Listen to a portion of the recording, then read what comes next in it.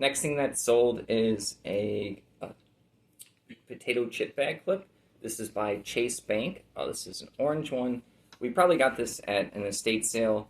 I love getting small, weird, gadget branded things, keychains. You can always dig in little boxes and buckets and dressers and drawers.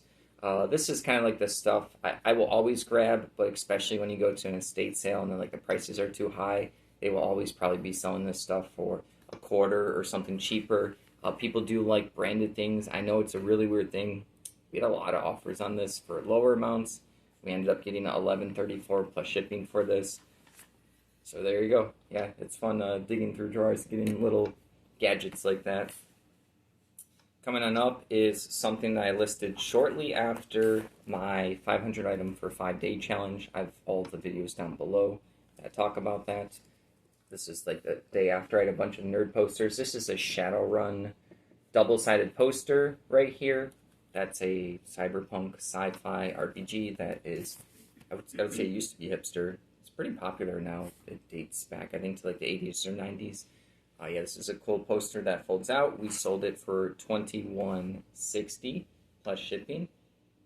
Yeah, people love RPG stuff. I love picking it up and selling it. I like the weird oddities, such as the poster. They're a lot of fun to list. This one folds up, so it's easy to store. The ones that are tubes are harder. I have a bunch I have to work on soon-ish. A lot of stuff to work on. I always want to get done more stuff than I actually can. Like, I think about it the night before, everything I want to get done for the next day, and then I wake up and I'm still thinking about it, and I always feel like on top of the world. I'm going to get like 200 listings done today. Today's the day I'm going to do it, and I think this is good. This is like how I motivate myself to do a bunch of stuff, and then the day goes by and the hours just fly by, and then I always get sad because I'm like, oh, I didn't do enough today, and then I start the cycle again because I'll be like, okay, well, it's nighttime now, so now I'm thinking I'm done with this listing or whatever I'm doing for eBay, and I'm thinking about it again for the next day, and then the cycle repeats. I really do wish I had more, like a whole week itself within a week to just work on work. I do enjoy it when it's working.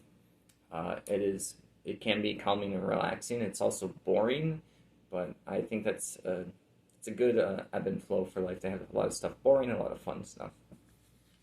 So moving on is Middle Earth RPG map booklet. So I think this one's pretty vintage. Right here, it's a little booklet with maps. I think it's missing the cover, the dust jacket. It doesn't matter. This was vintage. I was lucky to have gotten this for very cheap. This one sold for $29. Lord of the Rings is really doing well, always has, and I still think it's doing well, even if people don't like any of the new shows or movies. It is such a massive world with a lot of lore, a lot of different types of content you can dive into it, such as RPGs, the books, all the side books, movies, TV shows, video games. There's a bunch card games. There's a bunch out there, board games. Look at that, just keep going. Comics, probably. I haven't run into any, but I'm sure there's comics. So yeah, $29 for that. I like getting that kind of stuff. That stuff is some of my favorite stuff to sell. I look at it, I'm excited. It's vintage. Doesn't matter. It's missing the dust jacket. Someone's going to appreciate it. They're going to pay a good price for it. We're going to get good money. It's a lot of fun. Usually you don't get complaints about really unique and cool items like that. I guess it's not super neat, but it's hard to find. Coming on up is another book lot. I think it's kind of strange that I've been listing a lot of books, and we picked up a lot recently, and I've been feeling dreadful about listing them. I mean, I'm always like that. I'm like, oh, overwhelmed, and then I just grind it out and get them listed. These are another 2 war books right here. A Blood Dimmed Tide and The Mighty Eighth. I'm not sure what war, maybe World War II? Alright, there you go. I'm going to take a guess. Yeah, World War II. There you go, it's right up there. Reading's hard. I'm just like focused on a bunch of stuff right now. I have a bunch of listing I'm excited to do. This sold for $10.93. Really motivating when you have a bunch of something and you're like, did I really need more like books? And then they start selling. You're like, okay, eBay answered. More books it is. Coming on up is Conan the Barbarian book. I always love grabbing these, I would probably even pay up to $2 for these. This one's like more beat up, so I wouldn't really pay $2 for them. They do sell consistently. I like to group them up. I have this weird fail memory one time of we went to an estate sale. It's one of the few estate sales where we were actually like on the list for getting in the first wave. I was going there for like some video games. I got some Sega stuff. It's like one of the first time I got video games. That wasn't even like a good buy. My fiance found a bunch of other cool stuff. I found a bunch of other cool stuff. There was this big box I remember, and I had the quick thought of like, oh, I should get that. It was filled with like Conan the Barbarian and other fantasy novels, good condition. I think the box, and this was like rare for an estate sale. They didn't want to deal with the individual books. It said like box for $50. Oh, I should have gotten it. It was a huge box. It was huge. I was sad because when I rounded out, when we were at the checkout, I was like, we can afford a little bit more to purchase something to flip. And I was, the box, I gave the box, I turned where it was, gone. Someone knew it was a good home run. So anytime I see a Conan book, I randomly think of that, and I like to think of my failures to grow on them and to never let something like that happen again. So I'm always thinking about that box I missed. Crying over spilled milk, I guess. My fiance Annetta gets not salty, but she'll get like, oh, stop worrying about the stuff that's already gone. I'm like, no, it motivates me. That's how I think. This sold for $7.99. All that talk for a sale at $7.99. It's goofy today. Oh, that I didn't have others to lot it with, so I still do them individually. And it's pretty beat up, so it's pretty good sale for a beat up one. That one I got cheap. I didn't pay $2 for it. Coming on up, this one also has good memories. Coca-Cola.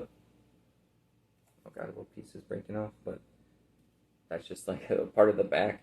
It already has some cracks. I already disclosed that. We'll see if the customer saw all my pictures of all the different cracks. I put batteries in this. This thing still works. It probably needs like a quick clean for them, but this will look nice. Like look at this. You guys, you can't tell if this is cracked, and especially if it's ticking. Pretty cool. It sold for $14. I'm not a Coke expert. I don't know much about Coca-Cola stuff. I do look at it. I know some of it's collectible. A lot of it's like junk or doesn't sell for too much because there is a lot out there. I still always look at it. This one, I definitely think Annetta picked up somewhere at like a estate sale, warehouse sale. I definitely know. I remember the person we got this from. We can't source from them anymore because they changed their direction. So I'm sad. They used to get like storage units, and now they're focusing on like antique furniture and stuff like that. Which is sad because I used to enjoy getting like little knickknacks that they didn't care about like this. Put up a couple boxes of stuff from them, and they would just go, okay, here's this much for that. That sold for $14. Next up is a DVD. I'm really loving the DVD sales. I don't know why, just certain things just make me happy when they sell. Highlander, the Immortal Edition. I like movies a lot. I'm not a big TV show fan. The main reason why is, this also works for TV shows, but there's a bunch of different genres you can watch, but in general, like a movie, even if you don't like it, I generally don't stop watching a movie, because they're usually like, anywhere from an hour to 3 hours. It's really not a massive waste of time if you don't like it and you still have like the rest of your day to go on. Where TV shows, I feel like you have to get invested usually. I feel like the beginning of the TV show is good. There's like a middle episode that's good, and the conclusion / cliffhangers are usually good, but I feel like there's too much fluff in between, and it adds up to be many, many hours, and I get the same experience and entertainment from movies. I don't really need a lot of fluff or build-up for TV shows, and if I don't like a TV show, I still remember all the TV shows. I feel like I wasted like 8+ hours on like full days of my off hours, and that's kind of why I love DVDs. So I like it when other people appreciate them. So this one sold for $8.64. This has like a cool case. I've never seen this movie. Oddly enough, I'm like super behind on movies because I was working a bunch right when I was 18, and then I did full-time working, and then I also did full-time college for 4 years, so I had very little time to watch movies, so there's a bunch I have to catch up on, which is fun for me. I still have a lot to explore, a lot of classics that people enjoy. Annetta showed me a bunch of movies like the Indiana Jones series, which I never watched, and we had a fun time watching it a couple years ago. And I'm like, oh, this was awesome. I got to experience it for the first time. And sometimes people they get like jealous. They're like, oh man, I wish I could experience that for the first time because it was such a great moment or such a good movie. Or they talk about it for other things. I've used it for like there's certain board games I've played where I wish I could also play it for the first time. So when someone's like diving into a specific board game, I'll just name one. Annette and I played Clank Legacy, Acquisitions Incorporated. Lots of fancy words. Best legacy board game. The first time I was playing it, it was just amazing. I wish we can re-go into it. We played it, I think, 2 other times. So we did replay it. It's an expensive game to replay, but you get a lot of... It's a huge campaign. There's a lot of hours. We probably get like 20 to 24 hours, no joke, for like a board game. And it was even fun playing it the second and third time. Moving on, we have... I don't know, I wrote STS. There you go. It wasn't STS. S&S. Sword and Sorcery Creature Collection, hardcover, monster book.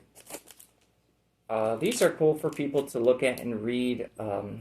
Oddly enough, I've played very little RPGs, but Anetta got into the Dragon Age video game series, and then she ended up buying the RPG book, like the big, thick, I don't know if it was like a collector's edition. It had the Game Masters, the Player's Handbook, and like a bunch of lore.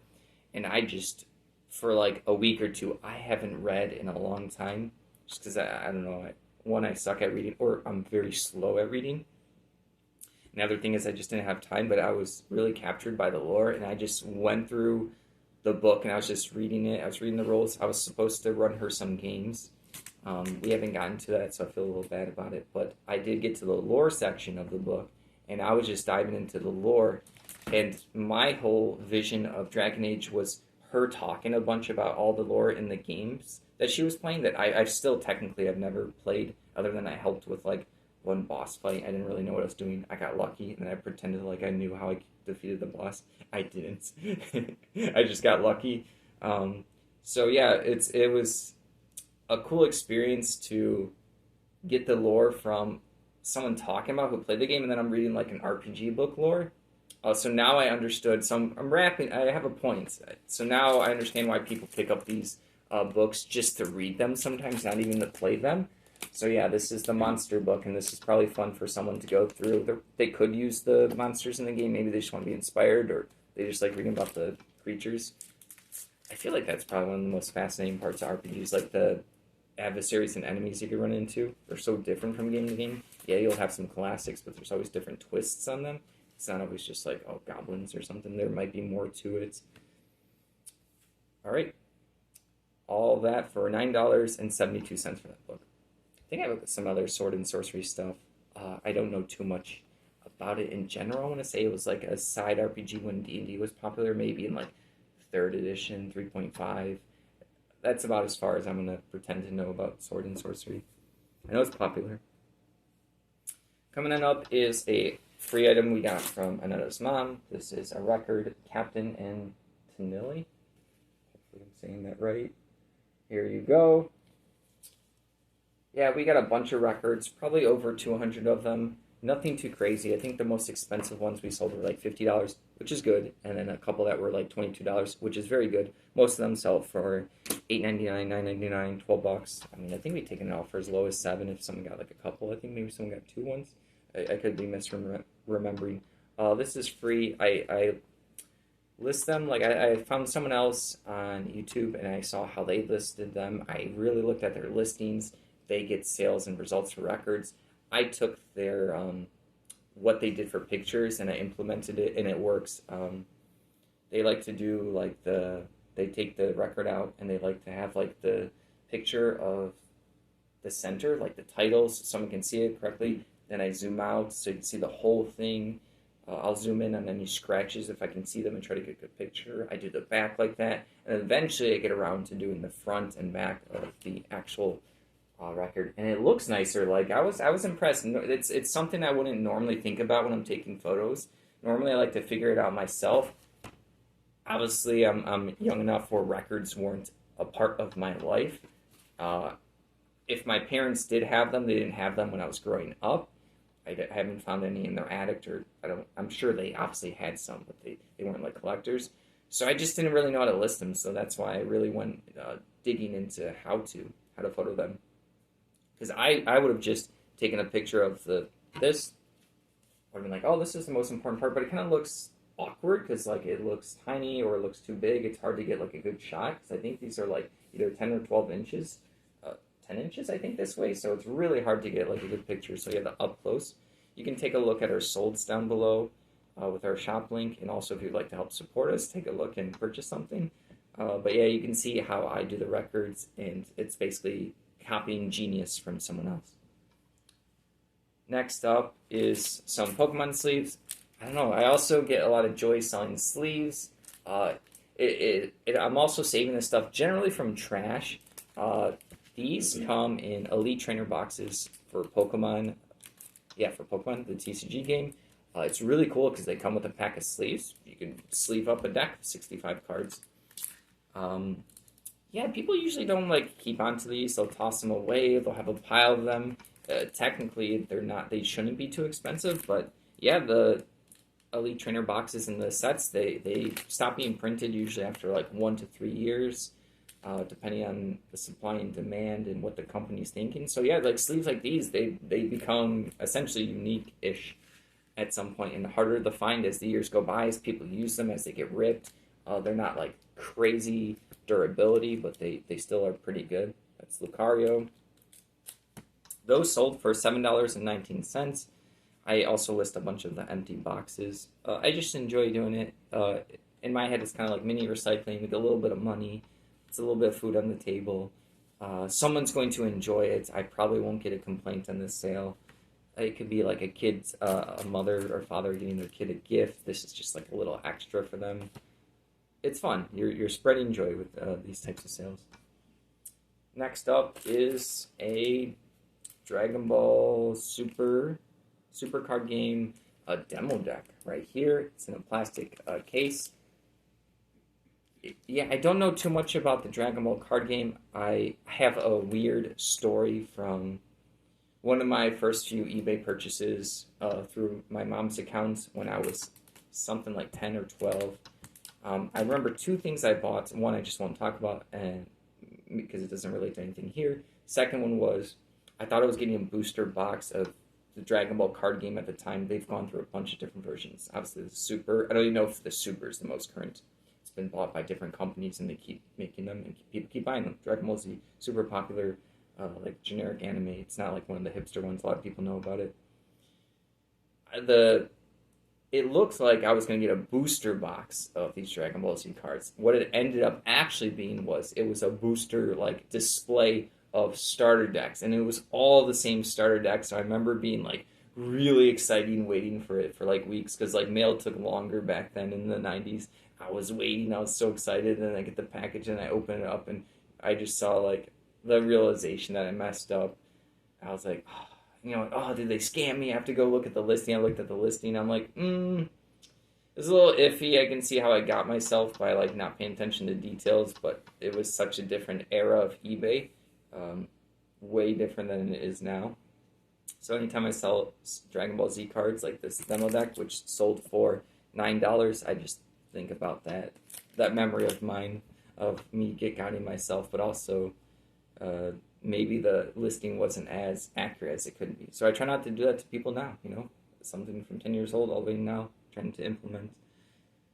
Last thing that sold for the day is an X-Wing promo Alt Art Academy Pilot card right here for the X-Wing miniature game. Yeah, this is just going to be, I think it's just a different art for it. Yeah, you pick your pilots, you have so many points, and you're trying to knock out the other people's ships.